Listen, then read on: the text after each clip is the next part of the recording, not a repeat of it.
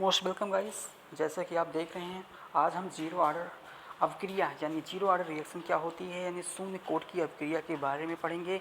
इस वीडियो में हम इसके साथ साथ जीरो ऑर्डर पर जो ग्राफ बनता है उसको, उसके बाद हाफ लाइफ जीरो ऑर्डर की क्या होती है, इन तीन इंपॉर्टेंट फैक्टर को क्या करेंगे, कंप्लीट करेंगे। तो बोर्ड एग्जाम के लिए जीरो ऑर्डर की अभिक्रिया में जो है हमें हो सकता है कि इससे क्वेश्चन बनने के चांसेस होते हैं।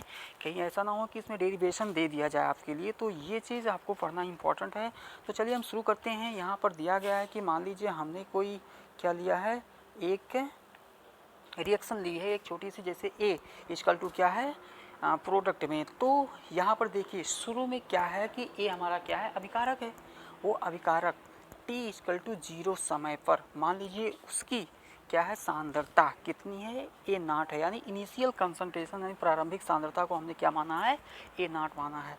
उसके कुछ समय बाद जब क्या होता है, प्रोडक्ट का फॉर्मेशन हो जाता है, तो जाहिर सी बात है इस जब प्रोडक्ट का फॉर्मेशन हो जाएगा तो इसमें क्या आएगी, थोड़ी सी कमी आएगी, यानी अभिकारक में थोड़ी कमी आएगी। तो टी समय गुजर जाने के बाद जो कंसंट्रेशन बचेगा वो कितना होगा, हमने मान लिया ए, एक कंसंट्रेशन बचेगा, यानी इनिशियल कंसंट्रेशन ए नॉट है, फाइनल कंसंट्रेशन कितना बचा है, ए बचा हुआ है।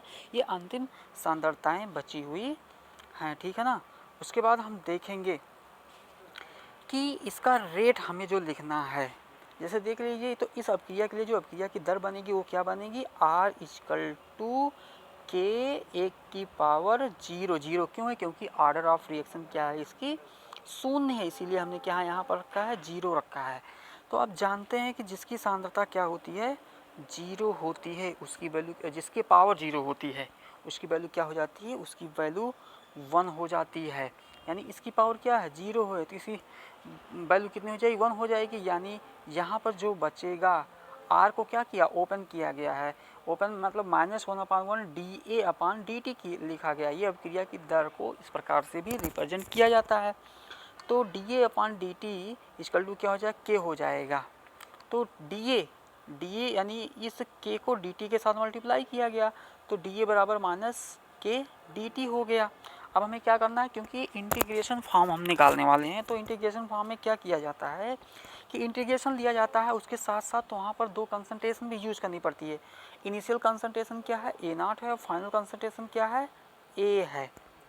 और उसके बाद ये अभी याद रखिए कि इनिशियल कंसंट्रेशन जब ए नॉट थे उस समय टाइम क्या था, टी नॉट यानी टी 0 था, और फाइनल कंसंट्रेशन ए पर जो है हमारा टाइम क्या था, ए था। तो ये इतनी बातें क्या है हमें याद रखना पड़ेगा इंटीग्रेशन करने के लिए। उसके बाद हम देखते हैं कि किस प्रकार से इसको डेरिवेशन टाइप किया गया है। इसके बाद क्या होगा, देखिए अब हमको इंटीग्रेशन करने के बाद ये हमें इंटीग्रेट किया जाएगा, ए की पावर क्या होगा, यहाँ पर इनिशियल और फाइनल लिख दिया जाएगा, फिर उसी प्रकार से यहाँ पर भी 0 टी लिख दिया जाएगा।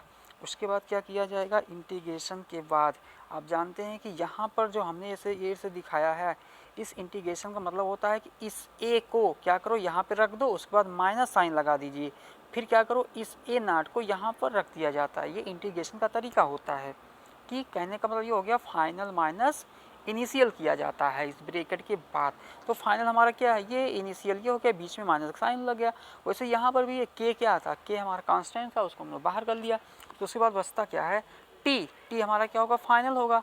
तो फाइनल माइनस इनिशियल, इनिशियल क्या है, 0 है, तो वैसे इसमें भी कर लिया जाता है। फिर आगे देखिए ये हमें क्या मिलेगा, A minus A not equal to minus K T. फिर हमने क्या किया, पक्षांतर किया, यानी ए इक्वल टू, ये माइनस साइन उधर जाएगा पॉजिटिव हो जाएगा, तो ए इक्वल टू कितना हो जाएगा, ए नॉट माइनस के टी हो जाएगा। तो जीरो ऑर्डर में एक समीकरण हमें ये देखने मिलता है, ए इक्वल टू क्या होता है, ए नॉट माइनस के टू होता है। अब दूसरा हम देखेंगे कि इस पर ग्राफ जो बनता है, हमारा ग्राफ वो क्या होता है। अब ग्राफ देखिए, ग्राफ यहाँ पर एक सिंपल इक्वेशन जो बनता है, ए बराबर ए नॉट माइनस के टी में हम इसको कंपेयर करेंगे सरल रेखा के समीकरण यानी वाई बराबर एम एक्स प्लस सी से। अब देखिए इसको क्या करना है, वाई एक्सिस पर क्या, वाई एक्सिस पर हम किसको लेंगे, वाई एक्सिस पर हम लेंगे ए को, वाई एक्सिस पर हमने क्या लिया, ए को लिया।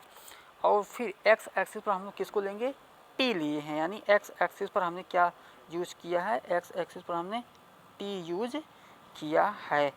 तो उसके बाद देखिए फिर क्या है, जो सी है, सी क्या होगा, इंटरसेप्ट जिसे कहते हैं। इंटरसेप्ट को हमने कहाँ पर दिखाया है, यहाँ पर दिखाया गया है। उसके बाद क्या है, जो हमारा के यम बसता है, यम क्या है, स्लोप अथवा ढाल कहते हैं। अब देखिए स्लोप तो ढाल क्या है, माइनस के है, माइनस के है, क्योंकि इंटरसेप्ट हमारा क्या पॉजिटिव है, तो हम लोग क्या कहाँ पर वैल्यू लिया है, यहाँ पर वैल्यू लिया है, हमारी पॉजिटिव वैल्यू नीचे नेगेटिव होती।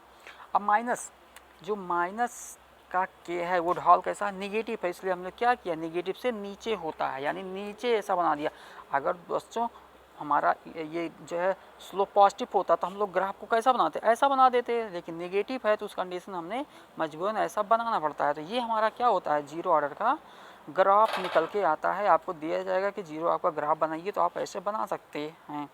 अब उसके आप हमें पढ़ना है कि हाफ लाइफ क्या होती है। देखिए हाफ लाइफ की परिभाषा क्या होती है, कोई भी मात्रा यदि आधे समय में क्या हो जाती है, आधी हो जाती है, वही क्या कहलाती है, उसकी अर्धायु कहलाती है। मान लीजिए पहली मात्रा क्या थी, ए नाट थी, टी समय गुजर जाने के बाद, यानी आधा समय गुजर जाने के बाद मात्रा कितनी बचेगी, ए कितनी बचेगी, ए नाट का 2 बचेगा, ठीक है ना।